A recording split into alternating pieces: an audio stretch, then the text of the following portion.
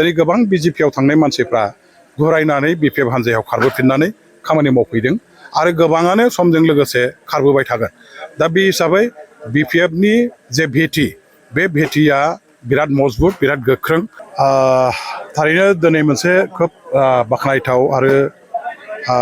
गोजोनथाव मोनसे हाबाफारि जोंनि दतमा ब्लक बिपिएफनिफ्राय लानायखौ नुनो मोनदों। दतमा ब्लक बिपिएफआ सा खन्द'थिं थानाय दतमा समस्तिनि बिसेसकरि रामफलबिल सेरफांगुरि ओनसोलनि जायफोर बिथांमोनहा गोबाव सम दिनै साख्रि मावनानै आजिरा लाबाय आरो साख्रि मावै जायफ्रानाखि समाजाव बिभिन्न दल संगठनफ्राव थानानै खामानि मावबोनाय सानसुमै बिथांमोनखौ ज' लेंहरनानै फैगौ बिसायख'थिनि बागै जोंनि इन्टेलेक्सुयेल बिथांमोननिफ्राय जोङो मोनसे सापर्ट बिथांमोननिफ्राय मोनसे बोसोन आरो माखासे बिथांमोननि थिननाय बायदि खामानि मावनायनि थाखाय मोनसे अपिनियन डेभेलप खालामनायनि थाखाय बेयाव इन्टेलेक्सुयेल मिटखौ लानाय जादों। आङो साबायखर होगोन जे सा खन्द'आव थानाय रामफलबिल सेरफांगुरि ओनसोलनि जेसेबां इन्टेलेक्सुयेलफोर जेसेबां रिटायार्ड पार्सन सिनियर माने सिटिजेनफोर दं बिथांमोनहा जोंनि हांख्रायनाय बायदियैहाय दिनै ओंखारबोदों बाहागो लाफैदों आरो बेनि गेजेरजों जों प्रमान मोनदों जे रामफलबिल सेरफांगुरि ओनसोलनि इन्टेलेक्सुयेल बिथांमोनहा सिनियर सिटिजेन जायफोर बिथांमोन दङ बिथांमोनहा एइबार बिसायख'थियाव बिपिएफ हान्जाखौ जेरैखिजाया देरहाजानायखौ बिथांमोनहा लुबैदों। बिपिएफनिफ्राय सरकार बानायनायखौ बिटिसिआव बिथांमोननिफ्राय लुबैदों आरो बेनि थाखायनो दिनै बिथांमोनहा बाव खुनु आख' फाख' साननाय गैयालासे गोनो गोथो जायालासे ओंखारबोनानै हेफाजाब खालामफैनानै गाव गावनि माखासे बुंनो गोनां बाथ्राफोरखौ जोंनो होनो गोनां माखासे बोसोनफोरखौ बिथांमोनहा उदां गोसोयै दिनैनि बे सावरायनायनि मेलाव बिथांमोनहा होदों आरो बिथांमोननि सापर्ट बिथांमोननि हेफाजाब बिथांमोननि बिथोनखौ जोङो दिनैहाय आबुङै मोननो हानानै गोसोआव मोनसे साहस फैदों जोंनाव जे बे ओनसोलनि थारैनो आइ आफा रायजो राजाफोरजों लोगोसे जोंनि इन्टेलेक्सुयेल गस्थिनि मानसिफ्रा बिपिएफ हान्जाजों दङ आरो बिपिएफ हान्जाखौ बिथांमोनहा गोसो मोदोम जौयै हेफाजाब खालामनो थाखाय खामानि मावनोबो सिगांबोगोन बेखौबो बिथांमोनहा दिनैहाय खोथा होदों। बे जोंनि थाखाय गिदिर मोनसे माने एचिभमेन्ट होननानै आं बुङो आरो बे मोनसे जोंनि बिपिएफ हान्जानि गुड पलिटिकेल इनिसियेटिभ। जोङो जोंनि साननाय हनायखौल' जों लुबैनायखौल' जोंनि बुद्धिजिबि समाज जोंनि आइफोर आफा रायजो राजाफोर बा माखासे सानसुमै बिथांमोननि दल संगठन खालामग्रा बिथांमोननि सायाव जों जे माने गथायनो नागिरदों बिदि नङा। जोङो बयनिबो अपिनियनजों बयनिबो सुबुरुनजोंसो बिपिएफ हान्जाया सरकाराव फैनायनि थाखाय हाबाफारिखौ लानो नागिरदों खामानि मावनो नागिरदों आरो बिसायख'थियाव जों बिथांमोनखौ सनमान सहकारे जायगा होनानै बिथांमोननि खामानि मावनायनि थाखायबो जों मोनसे परिबेसखौ खालामनानै होनो नागिरदों आरो बिनि थाखायनो दिनै बिथांमोनहा बेखौ स्पस्त'यै बुजिनानै बे दिनैनि लानाय हान्जानि इन्टेलेक्सुयेल मिटआव बिथांमोनहा बाहागो लाफैदों।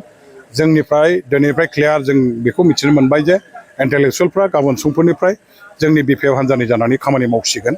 आरो जेराव इन्टेलेक्सुयेल गस्थिनि मानसिफोर सिनियर सिटिजेन गस्थिनि मानसिफ्रा सापर्ट खालामबाय आं सानो बिथांमोनहा जिहेथु समाजाव गोख्रों मोनसे प्रभाब दं समाजनि मोनफ्रोमबो थाखोनि आइ आफा रायजो राजाफ्रा दिनै जोंनि खोथा बाथ्राफोरखौ हयथ' फोथायजोबनो हाया जानो हागौ दल खालामग्रा मानसिफोरनि खोथा बाथ्राखौ खिन्थु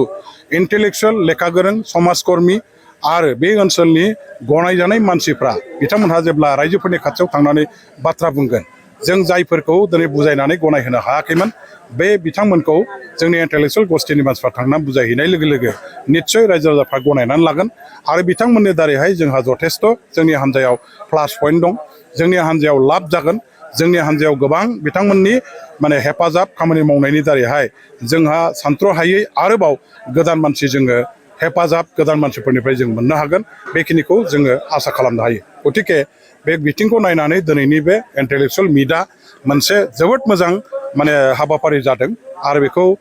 जोङो लालांबाय थागोन सेरफांगुरि रामफलबिलनि उनाव आरो दतमा ओनसोलथिं खोला फारसे जोङो बे हाबाफारिखौ लाबावगोन। आं सानो दुलाराय जोंनि दतमा समाजनि गासैबो इन्टेलेक्सुयेलफोरनि सापर्टआ बिपिएफजों दं आरो बे बिथांमोननि सापर्टजोंनो जोङो रायजो राजाफोरनि सापर्टखौ जेसेबां जों आसा खालामदोंमोन दलनि दारै खामानि मावनानै बेनिफ्राय बांसिन जोङो मोननो हागोन आरो बेजोंनो जों देरहासार जानो हागोन। दा मोनसे सोंथि बिटिसि बिसायख'थिया थि खालार फोसावजायाखै नाथाय सेप्तेम्बराव जानायनि सम्भाबना दं। दा बे बिथिङाव दतमाया बिपिएफनि आखायावनो दंखायो दा फारसेथिं बिजेपिखौ मैखोमै फोसावदिंनाय दतमा बेयाव नुनो मोनबाय थादों बेयो माबा मोनसे आघात बा खहा लाबोगोन नामा? दतमा समस्तियाव बिजेपिया जेसेखि बिथांमोनहा राजनितिनि खामानिखौ गावसोरनि बिथिंनिफ्राय मावा मानो बिजेपिखौ समर्थन खालामग्रा मानसिफ्रा सोर सोर आरो बेसे बुरजा मानसिफ्रा समर्थन खालामदों बेयो जोङो मेगनावनो नुनाय गोबां माखासे जोंनि साधारन आइ आफा रायजो राजाफोरखौ बिजेपिनि मावथि दैदेनगिरि बिथांमोनहा थाखा फैसा जानाय लोंनाय माखासे बे रोखोम होनायनि गेजेरजों बुरखायनानै लांनायखौ जों नुदों खिन्थु लासै लासै बे मानसिफ्रा बिथांमोननि मावनाय दांनाय बा हान्जानि माखासे थांखि नोजोरखौ साबजायै मोननानै दिनै गोबां बिजेपियाव थांनाय मानसिफ्रा घुरायनानै बिपिएफ हान्जायाव खारबोफिननानै खामानि मावफैदों आरो गोबाङानो समजों लोगोसे खारबोबाय थागोन दा बे हिसाबै बिपिएफनि जे भेटि बे भेटिया बिराद मजबुत बिराद गोख्रों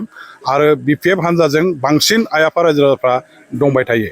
थांनाय बिसायख'थियावबो जोङो बे समस्तियाव बिपिएफ हान्जाया गाव हारसिङै देरहादों जेरावनोखि बिपिएफ हान्जानि उल्टा इउपिपिएल आरो बिजेपि आरो माखासे जिएसपि बिथांमोनहा माने आलदा माने जिएसपिया आलदायै गेलेदों हय खिन्थु इउपिपिएल आरो बिजेपिया बिथांमोनहा खौसे गेलेदोंब्लाबो जोंनि तुलनायाव भटखौ बिथांमोनहा खमसिन मोनदों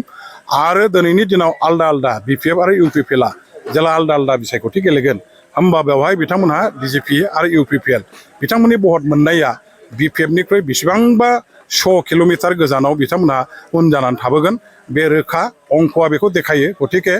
बिजेपिनि दैदेनगिरिफ्रा कर्मिफ्रा सापर्टारफ्रा जेसेखि मावा मानो बिथांमोनहा सान हर माने खामानि मावब्लाबो देरहानायनि जेबो बहत बिथांमोननि आखायाव गैया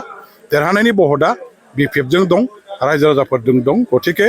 जोङो दिनैनि दिनाव खुनु हान्जाखौ बिदि गिनानै बा खुनु हान्जाखौ बिदि माने बिथांमोननि गोहोखौ जोङो साननानै गिनांगौ जोंहा जेबो गैया जोंनि बिपिएफ हान्जायानो गोख्रोंसिन हान्जा